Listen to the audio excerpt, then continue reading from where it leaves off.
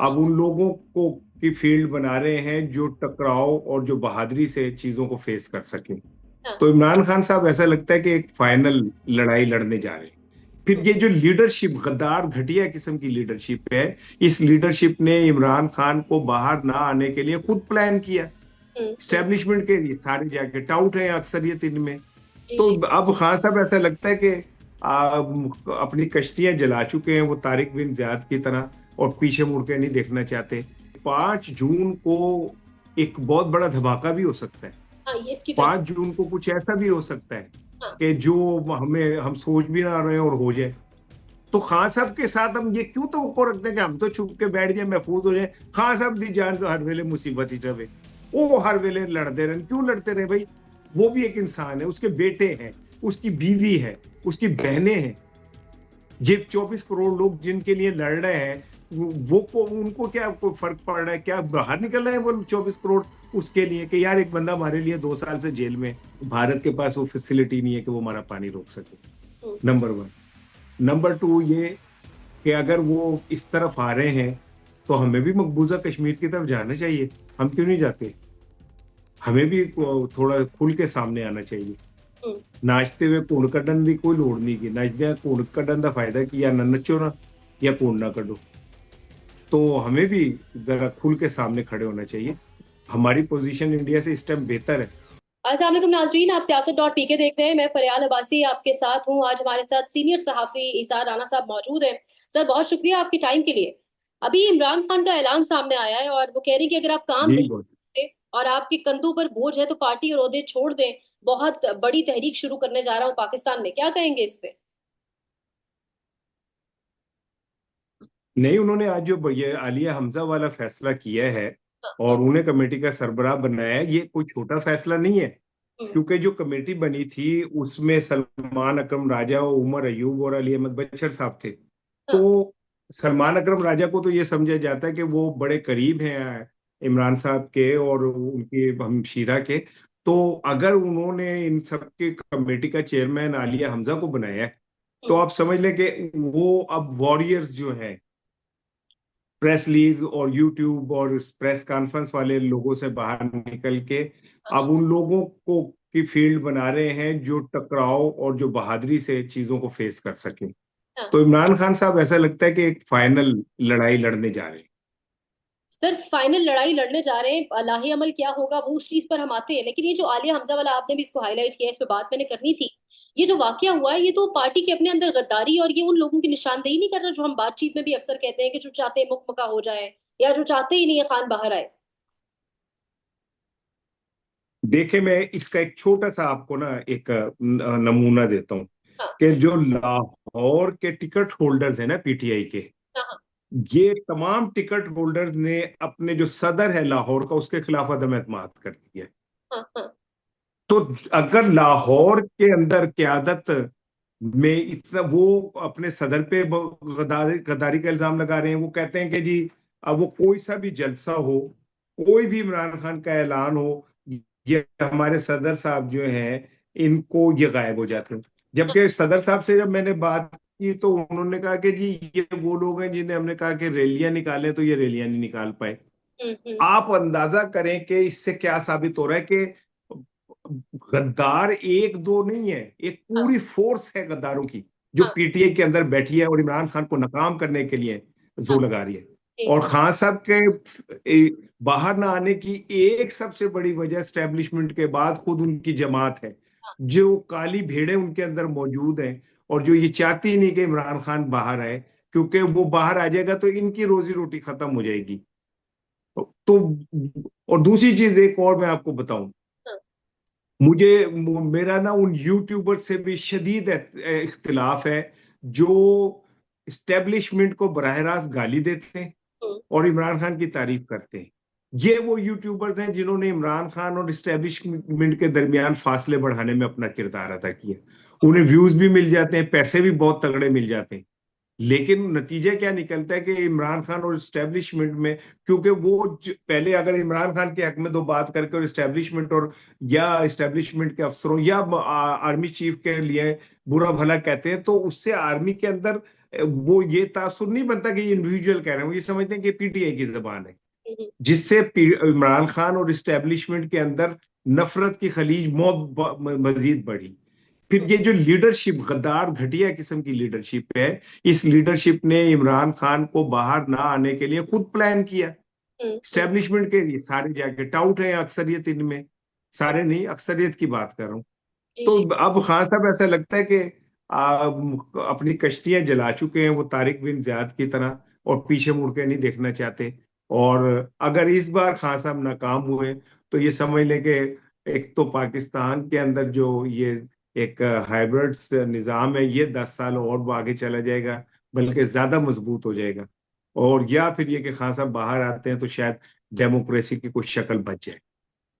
आपको क्या लगता है पर्सनली, क्योंकि ऑब्वियसली गहरी नजर भी है, बातचीत भी होती होगी मुख्तलिफ लोगों से, आपकी क्या राय है? यहाँ से मामलात आगे बढ़ेंगे, ये तहरीक कामयाब होगी? क्योंकि जो लाहे अमल है वो कहा जा रहा है मुख्तलिफ है, पंजाब को भी घेरा जाएगा, फिर पीछे से काफले आएंगे, पंजाब वालों को लेकर निकलेंगे। आप क्या कहते हैं, आपकी क्या वाइब आपको आ रही है? बात ये कि इसके लिए ना बहुत होमवर्क की जरूरत है, हाँ हाँ। बहुत ज्यादा जिसे कहना चाहिए ना मेहनत की जरूरत है। हाँ। और इस्टेब्लिशमेंट से मुकाबला करना, टकराना इतना आसान काम नहीं है। हीरोइक जुमले तो कहे जा सकते हैं, हम यूं कर देंगे यूं, लेकिन अमली तौर पे बहुत मुश्किल काम। मैं डिसाइड नहीं कर रहा, मैं तो रैशनल होके सोच रहा हूँ। बिल्कुल बिल्कुल। पाकिस्तान में आज तक जितनी तहरीकें भी चली है ना, वो इस्टेब्लिशमेंट की हमायत से चली। हम्म, वो एमआरडी की हो, वो को नवाज शरीफ की तहरीक निजात हो, इवन ये कि चीफ जस्टिस के हक में जो जनरल मुशर्रफ के खिलाफ चली, वो भी इस्टेब्लिशमेंट के आशीर्वाद से चली थी। तो पहली दफा पाकिस्तान में होगा कि एक ऐसी तहरीक चलेगी जिसमें इस्टेब्लिशमेंट की बात, बल्कि इस्टेब्लिशमेंट के खिलाफ होगी। तो वो इतना आसान नहीं है।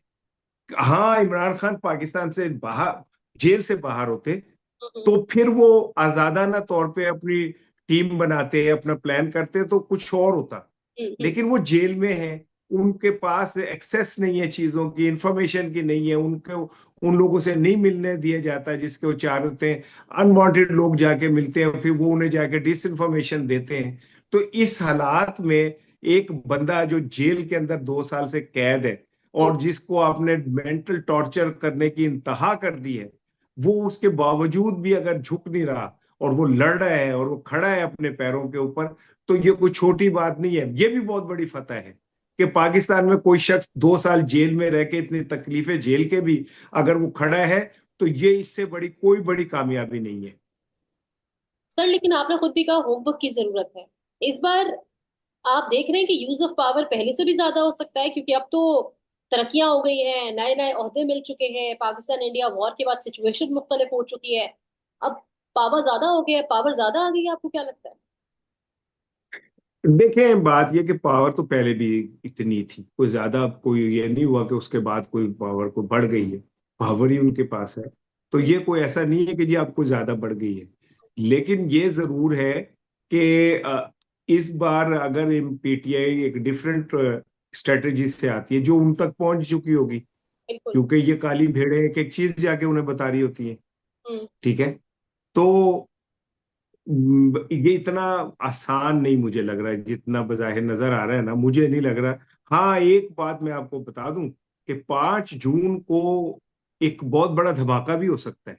हाँ, ये इसकी तरफ। 5 जून को कुछ ऐसा भी हो सकता है हाँ कि जो हम सोच भी ना रहे और हो जाए। सर, लेकिन 5 जून को ये कहा जा रहा है, इस्लामाबाद में खबरें हैं कि 5 जून वाली खबर इसलिए चलाई जा रही है कि खान के सामने एक ऑफर रख दी गई है, बाहर आ जाए, बनी गाला चले जाए, खामोश रहे, 5 जून को रिहाई पक्की। तो 5 जून को रिहाई उस जिद्दी खान की, या जो उसूलों पर डटा हुआ है उसकी तो नहीं होगी ना, वो तो उस खान की रिहाई होगी जो मान जाएगा। आपको क्या लगता है? क्यों? क्यों हम ये समझ लेते हैं हाँ। कि इमरान खान बाहर आएगा तो कंप्रोमाइज ही होके आएगा? क्यों नहीं हम इस बात को समझते कि एक शख्स पर 200 मुकदमे यार आपने बनाए हुए, उसकी बीवी को आपने कैद में रखा हुआ है, सर वो लेकिन इंसान है। सर लेकिन अदालतें इनकी वो कर, लो, मैं अदालतें। यही कह रहा हूं ना हाँ कि वो इंसान है ना, हाँ। वो लोहे का नहीं है। ऐसे। हम क्यों कि ये समझते हैं कि सामने वाला जो है वो तो बस इखलाक के मीनार पे खड़ा हो जाए, हम्म, हम चोरी भी करें, झूठ भी बोले, कंप्रोमाइजेस भी करें, कांस्टेबल से भी डर जाए, हमारे घर के बाहर कोई एक दफा शुरली चला जाए तो हम बाहर निकलने से पहले 2 दफा गली में देखें। हाँ हाँ। और उस इमरान खान से हम ये तवक्को रखें कि वो चाहे कुछ भी हो जाए, दुनिया इधर की उधर, वो अपनी जान हथेली पे लेके खड़ा है। क्यों रहेगा भाई? मैं तो इस हक में हूं कि खान साहब बाहर आए। सबसे पहले उन्हें बाहर आना चाहिए, बाहर आके अपने असाब ठीक करके, अपनी ढांचा ठीक करके, तंजीमी अपने असल लोगों को साथ बुला के, ये गद्दारों को निकाल के एक नई लड़ाई के लिए जाना चाहिए। वो सियासतदान है, सियासतदान रास्ते निकालता है, सियासतदान बंद गली में नहीं जाता। और खान साहब को भी ये बात समझनी होगी। मैं ये नहीं कह रहा कि वो कंप्रोमाइज करें, हाँ, मैं ये नहीं कह रहा कि वो डील करें। हाँ, डील करनी होती तो वो पहले कर लेते, पाकिस्तान से बाहर चले गए होते अब तक। ऐसा वो ही है। बाहर नहीं जा रहे, वो यहाँ रहेंगे। अगर यहाँ रहते हैं और अदालत उन्हें रिलीज करेगी यही तो मैं। वो, ये ऐसा नहीं है। जी और जी। ये जो बात, एक बात जो बात आप कह रही हैं कि हाँ। उनके सामने ये रखा गया है, तो आप इसे ऐसे रखें कि इमरान खान ने भी उनके सामने एक एहतिजाज रख दी है। हम्म। अगर आप इस बात को ऐसे कहती हैं कि उन लोगों ने एहतिजाज के सामने एक ऑफर रख दी है हम्म, 5 जून की, बिल्कुल बिल्कुल। तो आप इसको ऐसे समझे कि 5 जून की ऑफर के सामने इमरान खान ने भी एक एहतिजाज की ऑफर रख दी है कि अदरवाइज नहीं तो मैं ये कर सकता हूँ। हम्म। सबसे पहले इमरान खान का बाहर आना बहुत जरूरी है। ये जो यूट्यूब के ऊपर चै चै चै चै चै चै लगे होते हैं ना, भाषण दे रहे होते हैं, दर्द दे रहे होते हैं जंगे आजादी का और हुब्बुल वतनी का, ये सब वो लोग हैं जो महफूज कमानों में जाके बैठ गए हैं, मचानों पे जाके, ठीक है ना, वहां से बैठ के कह रहे हैं हम लोगों को देखें, मुझे देखें कि इस पाकिस्तान में रह के हम जो अपने सब कुछ दांव पे लगा के सच बोल रहे हैं। और 1 रुपया आज तक इमरान खान के नाम पे नहीं कमाया, एक पैसे का कोई मुंह में इल्जाम हम पे नहीं लगा सकता। मैं अपने यूट्यूब चैनल छोटा सा इसारा ऑफिशियल पे भी जो बोलता हूँ, वो थोड़ा सा मैं वो बोलता हूँ जो मैं समझता हूँ सच है। तो हम लोग यहाँ बैठ के अपनी जंग लड़ रहे हैं ना यार, हम तो नहीं भागे। हमने तो कहीं जाके कहीं छुप के नहीं बैठे हुए। तो खान साहब के साथ हम ये क्यों तो रखते हैं कि हम तो छुप के बैठ जाए, महफूज हो जाए। खान साहब दी जान तो हर वेले मुसीबत ही रहे, वो हर वेले लड़ते रहे, क्यों लड़ते रहे भाई? वो भी एक इंसान है, उसके बेटे हैं, उसकी बीवी है, उसकी बहनें हैं। ये 24 करोड़ लोग जिनके लिए लड़ रहे हैं, वो को उनको क्या कोई फर्क पड़ रहा है? क्या बाहर निकल रहे हैं वो 24 करोड़ उसके लिए कि यार एक बंदा हमारे लिए 2 साल से जेल में, एक बंदा हमारे लिए इतनी तकलीफें झेल रहा है, क्या वो बाहर आ गए? और वो अपने अंदर से एसी लगा के कूलर ला के बैठे ने। खान वो सी कहने कि तू फाय चढ़ जा, वो असूला दे ना देते। सर, फिर आपको लग रहा है कि यानी कोई धमाका 5 जून को हो सकता है, यानी आप ये देख रहे हैं कि कुछ अनहोनी हो सकती है? तो ये जो आर्टिकल्स लिखवाए जा मैं रहे तो यही समझता हूँ, हैं, ये जो अंसार। मैं तो यही समझता हूँ, मैं तो यही समझता हूँ कि हो भी सकता है, क्योंकि उस केस में है ही कुछ नहीं, कुछ नहीं। कख नहीं है उसमें।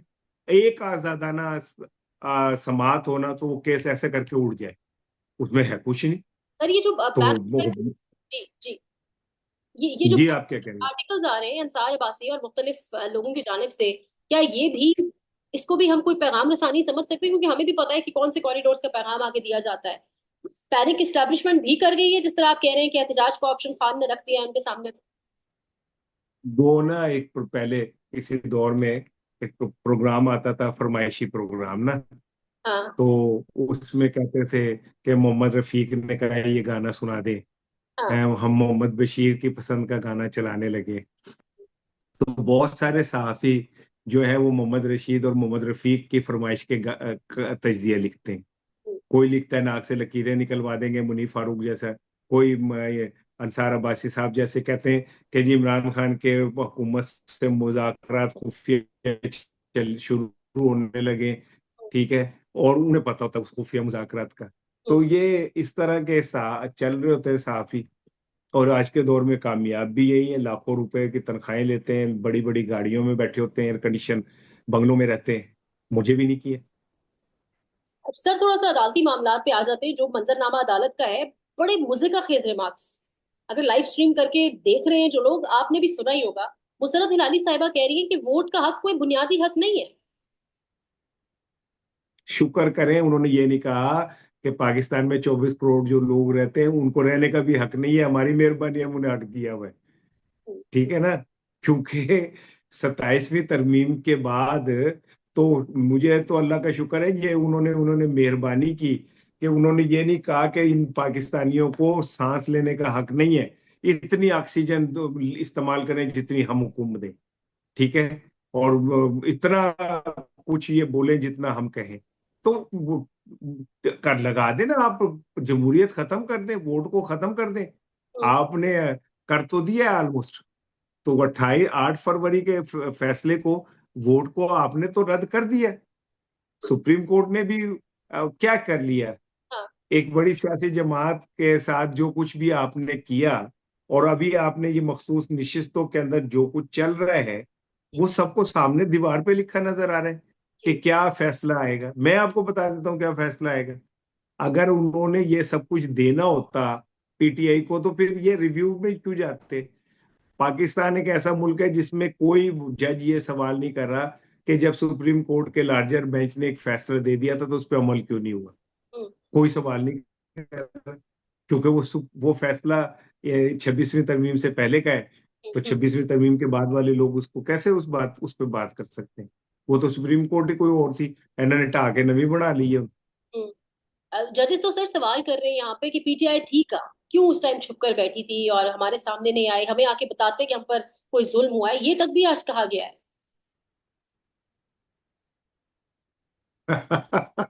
तो मुझे काजी फायज ईसा के आगे जो रोना रोते थे लोग, तो काजी फायज ईसा के अमेरिका के सुप्रीम कोर्ट के चीफ जस्टिस थे। हाँ।